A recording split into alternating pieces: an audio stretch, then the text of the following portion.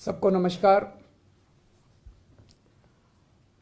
मुझ पर आरोप लगाए जा रहे हैं कि केजरीवाल फ्री की रेवड़ियां बांट रहा है, केजरीवाल फ्रीबीज दे रहा है, मुझे भद्दी भद्दी गालियां दी जा रही है, मेरा मजाक उड़ाया जा रहा है।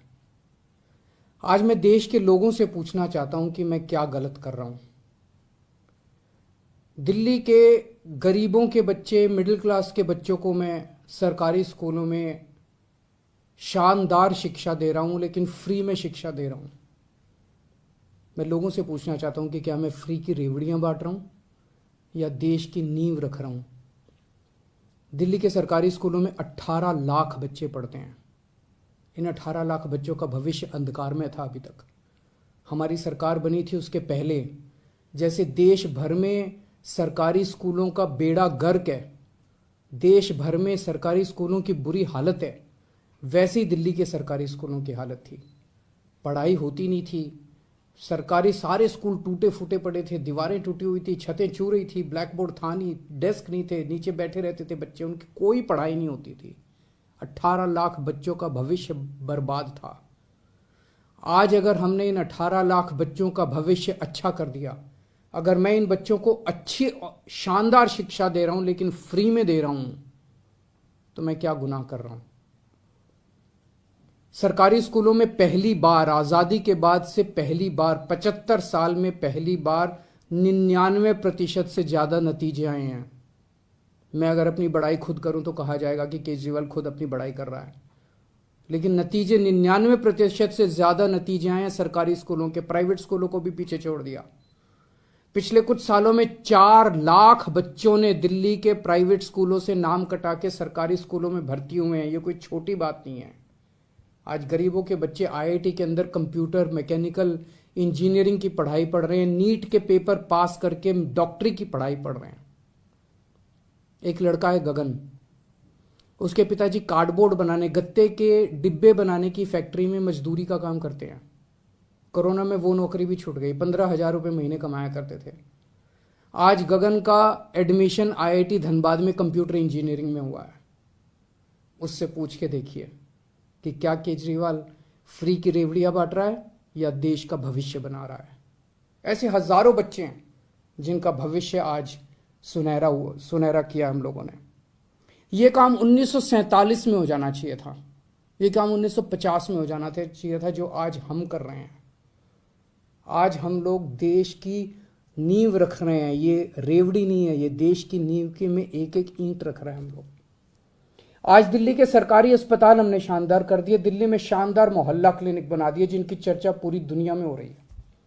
पूरी दुनिया के अंदर दिल्ली एक वो चुनिंदा शहर है जहां पे दिल्ली की 2 करोड़ जनसंख्या, एक एक आदमी का इलाज मुफ्त है। एक एक आदमी का, 2 करोड़ लोग रहते हैं दिल्ली में, एक एक आदमी का इलाज मुफ्त है। चाहे वो गरीब हो चाहे अमीर हो। हम ये नहीं पूछते कि कौन सी जात का है, कौन सी धर्म का है, अमीर है, गरीब है, आदमी है, औरत है, छोटा है, बड़ा है, जो भी आदमी है हर एक का इलाज मुफ्त है।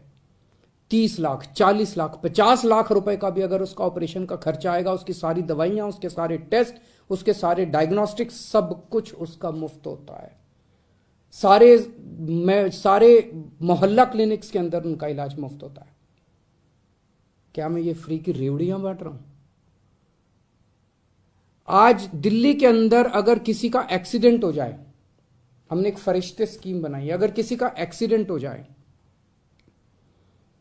तो उसको हमने कहा है कि उसको नियरेस्ट अस्पताल में ले जाइए। आसपास जो भी अस्पताल हो, चाहे कितना भी महंगा अस्पताल क्यों ना, उसे उठा के ये नहीं सोचना कि उसे नियरेस्ट अस्पताल में ले जाइए। उस आदमी को ठीक करने का सारा खर्चा दिल्ली सरकार देती है। फरिश्ते स्कीम कहते हैं हम इसे। मैं एक आपको उदाहरण देता हूं। विकास सानी साहब हैं, ईस्ट दिल्ली में रहते हैं। अपने घर से निकले मार्केट के लिए, रास्ते में एक्सीडेंट हो गया। भगवान की कृपा थी कि उधर से अंतुल कोहली जी गुजर रहे थे, उन्होंने उनको उठाया और वो उनको अस्पताल ले गए। उस छोटे अस्पताल ने उनको फोर्टिस में रेफर कर दिया क्योंकि चोट बड़ी गहरी थी। फोर्टिस अस्पताल में उनका 5 लाख रुपए का खर्चा आया। सारा खर्चा दिल्ली सरकार ने दिया। 13,000 से ज्यादा लोगों की जान बचा चुके हैं अभी तक हम। इन 13,000 लोगों के परिवार वालों से पूछिए कि क्या केजरीवाल फ्री की रेवड़ियां बांट रहा है या पुण्य का काम कर रहा है, धर्म का काम कर रहा है। आज दिल्ली के एक एक परिवार को हम फ्री बिजली दे रहे हैं, 200 यूनिट बिजली फ्री दे रहे हैं। पंजाब में हमने 300 यूनिट बिजली फ्री देनी चालू की है। ये कहते हैं केजरीवाल फ्री में बिजली क्यों दे रहा है। मैं इनसे पूछना चाहता हूं, तुम्हारे मंत्रियों को कितनी फ्री में बिजली मिलती है? तुम्हारे मंत्रियों को 4-4, 5-5 हजार यूनिट, तुम लोगों को 4-4, 5-5 हजार यूनिट बिजली फ्री मिलती है, तब ठीक है। लेकिन गरीब जनता को अगर मैंने 200 यूनिट, 300 यूनिट बिजली फ्री दे दी तो तुम्हें बड़ी तकलीफ होती है। आज दिल्ली के अंदर हमने फ्री में लोगों को योगा कराना चालू किया। 17,000 लोग दिल्ली में, हम उनको फ्री में टीचर भेजते हैं। रोज सुबह हमारे 500 से ज्यादा टीचर फ्री में जगह जगह लोगों को योगा कराने जाते हैं। हमने दिल्ली में सबकी दवाइयां सब कुछ फ्री कर दिया, टेस्ट फ्री कर दिए, इलाज फ्री कर दिया। लेकिन हमारा मकसद है कि कोई बीमारी नहीं पड़ना चाहिए। उनको योगा सिखाते हैं हम लोग। 17,000 लोगों को हम योगा सिखा रहे हैं, डेली फ्री में योगा टीचर भेज रहे हैं। बताइए क्या गलत कर रहे हैं?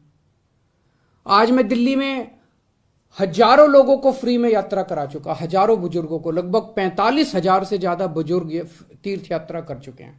अयोध्या जी गए, हरिद्वार ऋषिकेश गए, मथुरा वृंदावन गए, शिरडी बाबा गए, रामेश्वरम जी गए, पुरी जी गए, पता नहीं कहां कहां हम लोगों ने उनको फ्री में तीर्थ यात्रा कराई है। तीर्थ यात्रा कराने का तो पुण्य होता है। और ये लोग कह रहे हैं कि ये लोग मुझे गालियां दे रहे हैं, कह रहे हैं केजरीवाल फ्री में रेवड़ी बांट रहा है। आज महिलाओं को हम दिल्ली में फ्री में ट्रांसपोर्ट, फ्री में उनको हम बसों में ट्रांसपोर्ट दे रहे हैं। मेरा क्या कसूर है? जो लोग मेरे को गालियां दे रहे हैं उन्होंने हजारों करोड़ रुपए खर्च करके अपने लिए प्राइवेट प्लेन खरीदा है। हजारों करोड़ रुपए खर्च करके अपने लिए शानदार हवाई जहाज खरीदे हैं इन्होंने। केजरीवाल अपने लिए हवाई जहाज नहीं खरीदता। केजरीवाल अपनी मां बहनों का सफर, उस पैसे को बचा के मां बहनों का सफर फ्री करता है। बताइए केजरीवाल क्या गलत कर रहा है? पढ़ा लिखा हूं मैं, इंजीनियरिंग में डिग्री करी है, मैंने अकाउंटिंग की भी पढ़ाई करी है, कानून की भी पढ़ाई करी है, और असली डिग्री है मेरी, डिग्री भी फर्जी नहीं है। सब कुछ समझता हूं। आज इतनी चीजें फ्री करने के बाद भी दिल्ली का बजट फायदे में चल रहा है। ये मैं नहीं कह रहा। अभी थोड़े दिन पहले सीएजी की रिपोर्ट आई है, और सीएजी की रिपोर्ट ने कहा है कि 2015 के बाद से, जब से केजरीवाल की सरकार आई है, तब से दिल्ली का बजट नफे में चलने लगा। उसके पहले घाटे में चलता था। तो बजट भी नफे में चल रहा है। कोई नया टैक्स नहीं बढ़ाया, भ्रष्टाचार खत्म कर दिया। भ्रष्टाचार खत्म करके जो इतना पैसा बचा, उससे अगर अब मेरे अपने लोगों की मैंने इतनी सहूलियतें दे दी, तो बताइए मैंने क्या गलत किया? मैं बताता हूं आपको फ्री की रेवड़ी क्या होती है, और मैं बताता हूं आपको इस देश में फ्री की रेवड़ी कौन बांट रहा है। एक कंपनी है बहुत बड़ी, उस कंपनी ने लोन लिया कई बैंकों से, खा गए वो लोन, बैंक दिवालिया हो गए, और उस कंपनी ने एक राजनीतिक पार्टी को चंदा दे दिया, कुछ चंद करोड़ रुपए का, और उस कंपनी के खिलाफ सरकार ने कोई एक्शन नहीं लिया। ये फ्री की रेवड़ी है। जब आप अपने दोस्तों के हजारों हजारों करोड़ रुपए के लोन फ्री में माफ कर देते हैं, ये फ्री की रेवड़ी है। जब आप विदेशों की यात्रा में जाते हैं और विदेशों की यात्रा के बहाने आप अपने चंद दोस्तों के लिए वहां ठेके लेते हैं विदेशी सरकारों से, ये फ्री की रेवड़ी है। आज देश में दो किस्म की राजनीति चल रही है, एक ईमानदार राजनीति, एक भ्रष्टाचारी राजनीति। ईमानदार राजनीति वो है जो आज आम आदमी पार्टी कर रही है। हम एक एक चीज में पैसा बचाते हैं, एक एक चीज में पैसा बचाते हैं, और वो पैसा बचा के हम जनता को सारी सुविधाएं दे रहे हैं। और दूसरी है भ्रष्टाचारियों की राजनीति। बड़े बड़े हजारों करोड़ रुपए के ठेके दिए जाते हैं, हजार, ताकि खूब पैसा बनाया जा सके। हजारों करोड़ रुपए के ठेके देते हैं, अपने को देते हैं, अपने दोस्तों को ठेके देते हैं वो सारे, और सारी सुविधाएं अपने मंत्रियों को देते हैं। जनता सुविधा मांगे तो कहते हैं कि नहीं नहीं, ये फ्री भी रेवड़ी बांट रहे हैं। जनता को सुविधाएं नहीं देंगे। जनता को सुविधाएं नहीं देंगे, अपने मंत्रियों को सुविधाएं देते हैं, अपने दोस्तों को ठेके बांटते हैं। ये भ्रष्टाचार की राजनीति है। आज जनता को तय करना है, देश को आज मैं पूछना चाहता हूं, जनता को तय करना है, ईमानदारी की राजनीति चाहिए कि भ्रष्टाचार की राजनीति चाहिए। मैं भारत को नंबर 1 बनाना चाहता हूं। मेरी जिंदगी का एक ही मकसद है, भगवान से एक ही प्रार्थना है कि जब तक मैं जिंदा हूं, मेरे जीते जी मैं भारत को दुनिया का नंबर 1 देश देखना चाहता हूं। 75 साल हो गए आजादी के, 75 साल। 75 सालों में हमारे से पता नहीं कितने देश आगे बढ़ गए, जापान, सिंगापुर, जर्मनी, अब तो बताते हैं बांग्लादेश भी कई चीजों में आगे बढ़ गया। हम पीछे क्यों रह गए भाई? हम आगे क्यों नहीं गए? हम दुनिया का नंबर 1 देश क्यों नहीं बने? हमारे में क्या कमी है? भगवान ने सब कुछ दे रखा है हमें, पहाड़, नदियां, तरह तरह की जड़ी बूटियां, फसलें, समुद्र तट, सब कुछ दे रखा है भगवान ने। भारत के लोग इतने इंटेलिजेंट, फिर भी हम नंबर 1 क्यों नहीं बन रहे?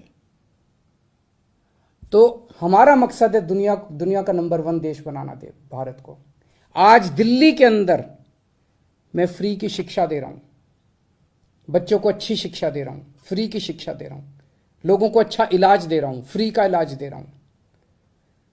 अगर कभी भगवान ने चाहा तो पूरे देश के एक एक बच्चे को हम फ्री की शिक्षा देंगे, अच्छी शिक्षा देंगे, शानदार शिक्षा देंगे।